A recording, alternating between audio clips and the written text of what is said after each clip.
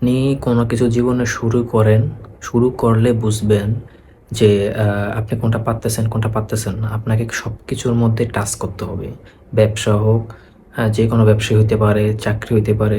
সবকিছুর মধ্যে টাচ করবেন। কোনটা আপনার দ্বারা ভালো লাগতেছে, কোনটা আপনার মনে হইতেছে যেটা আপনি ভালো পারবেন।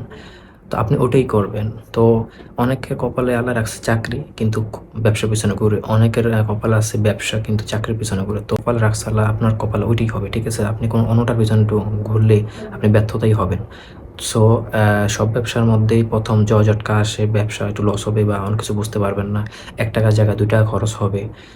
বুঝেন নাই। এইজন্য হয়তোবা খরচটা একটু বেশি হইতে পারে। যখন আপনি আস্তে, আস্তে বুঝে যাবেন তখন আপনার থেকে খরচ বেশি কেউ নিতে পারবে না।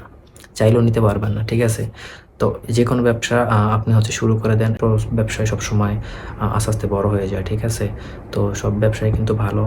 যেকোনো ব্যবসা আপনি করতে পারেন। ঘাম ঝরান ভাই। কষ্ট করেন, ঘাম ঝরান। দেখবেন এটা যখন প্রতিষ্ঠিত হয়ে যাবে, একটা প্রতিষ্ঠান উঠে যাবে তখন আপনার এত কষ্ট করতে হবে না। তখন আপনার কাছে ভালো লাগবে। কিন্তু ১ম একটা ব্যবসা উঠাইতে গেলে আপনার অনেক পরিশ্রম করতে হবে। এটা স্বাভাবিক।